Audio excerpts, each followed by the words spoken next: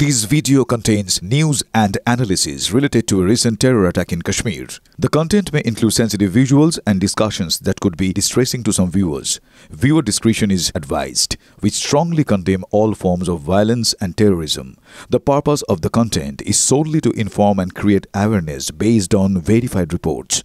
Top quality और consistent performance के लिए सिर्फ सिल्वर पंप नाम याद रखना। जम्मू शहरे जखन आलो फोटेনি সেই সময় বিভিন্ন জায়গা প্রতি 2 মিনিট অন্তর অন্তর বিস্ফোরণের শব্দে কেঁপে উঠছিল। আর যেখানে আমরা লাইভ করছিলাম সেখান থেকে এরিয়াল ডিস্টেন্সে 1 কিলোমিটারের কম ডিস্টেন্সের এলাকাতে আমরা দেখাচ্ছিলাম যে কালো ধোঁয়ার কুণ্ডলী শহরের বিভিন্ন জায়গাতে দেখা যাচ্ছে। এবারে সেই কালো ধোঁয়ার কুণ্ডলী কোন জায়গা থেকে কোন জায়গাগুলোতে হামলা করা হচ্ছে সেই একটার পর একটা স্পটে আমরা টিভি9 বাংলা প্রথম পৌঁছচ্ছি। একদম লোকালয়ের মধ্যে আমরা এসে পৌঁছচ্ছি।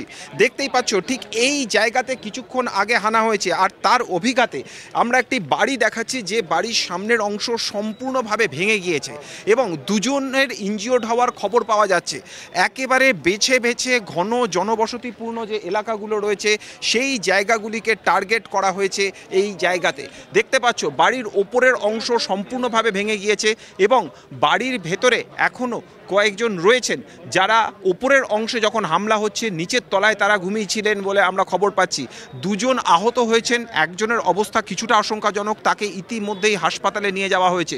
বাড়ির কাঁচ তো ভেঙেছেই, কিন্তু বাড়ির সামনের অংশটার এই মুহূর্তে কোনো অস্তিত্ব নেই, সম্পূর্ণভাবে ভেঙে গিয়েছে সামনের অংশটা। আর এবারে আমি রাস্তার ছবি দেখাবো। বাড়ির সামনে যতগুলি গাড়ি দাঁড়িয়েছিল প্রত্যেকটি গাড়ি দেখতে পাচ্ছ গাড়িগুলির কি অবস্থা। আমি আমার ক্যামেরা পার্সনকে অনুরোধ করব কিছুটা হাতের বাঁদিকে ঘুরতে। এখানে দেখতে পাচ্ছ যে ওপর থেকে ভেঙে আসা চাই গাড়ির ভেতরের এই অংশে এসে কাঁচের ওপরে এসে পড়েছে।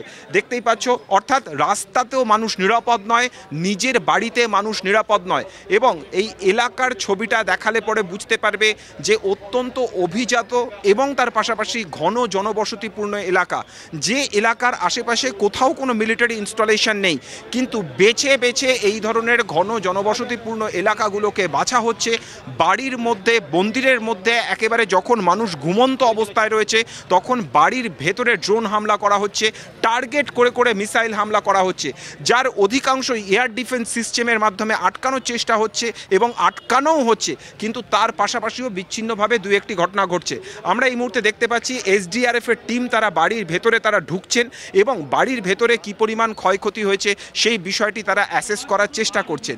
এবং এই এলাকাতে যারা সাধারণ মানুষ যারা রয়েছেন স্বাভাবিকভাবেই তারা অত্যন্ত আতঙ্কিত। আমরা একবার কথা বলে নেওয়ার চেষ্টা করব। আপ তো ইধারই রায়তে? আচ্ছা, আপ তো ইধারই আচ্ছা, ঠিক আছে।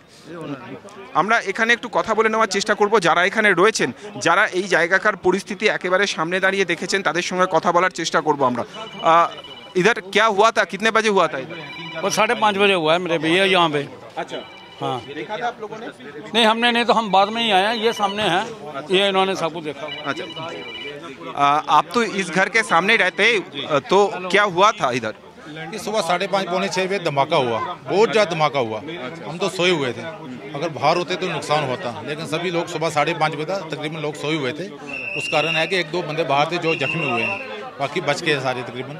तो बाकी इतना धमाका इतना जोर का हुआ है कि ये गाड़ियों के ऊपर शीशे, बाकी लैंडर नुकसान हुआ है, बहुत ज़्यादा नुकसान हुआ है। पूरा गाड़ी, पूरा घर तो पूरा टूट गया। घर टूट गया, उनका सामने वाला घर टूट गया है, ये सामने वाला लैंडर भी टूटे हैं और ये सारे लास्ट तक गए, सामने देखो कहाँ तक गए हुए हैं सारे, बहुत ज़्यादा नुकसान हुआ है। गाड़ियाँ टूटी हैं बहुत ज़्यादा। ঠিক আমরা সেই ছবি দেখতে পাচ্ছি। আমরা প্রত্যেকটা জায়গাতে যে ছবি দেখাচ্ছি তা কার্যত একই ছবি।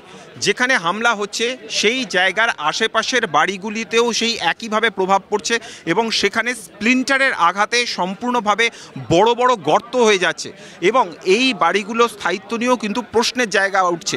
এবং এই ধরনের ঘন জনবসতিপূর্ণ এলাকা যেখানে হামলা করা হলে পরে বহু মানুষ, শুধুমাত্র যেখানটা হামলা করা হচ্ছে সেই জায়গায় তো ধ্বংস হচ্ছেই, তার পাশাপাশি বহু মানুষ যারা আশেপাশে রয়েছেন তাদেরও কিন্তু জীবন নাশের একটা সম্ভাবনা থেকে যাচ্ছে।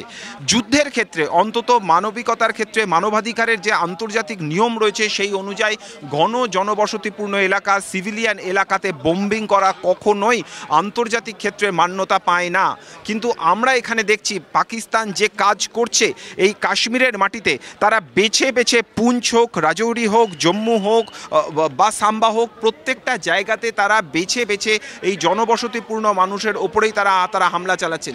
এবং এই মুহূর্তে পুলিশের তরফ থেকে এই জায়গাকে ফাঁকা করা হচ্ছে, কারণ যে অংশ ভেঙে গিয়েছে সেই অংশ আরও ভেঙে পড়তে পারে, স্বাভাবিকভাবেই বিপদ থেকে যাচ্ছে এবং আশেপাশের মানুষদেরকে সরিয়ে দেওয়া হচ্ছে এই এলাকা থেকে। গতকাল রাতেও আমরা বারবার ধরে যে ছবি দেখাচ্ছিলাম যে সমস্ত জম্মু শহর ব্ল্যাকআউট করে দেওয়া হয়েছে, মানুষকে রাস্তায় বেরোতে বারণ করা হয়েছে, মানুষকে নিরাপদে ঘরের ভেতরে বন্ধ অবস্থায় থাকতে বলা হচ্ছে।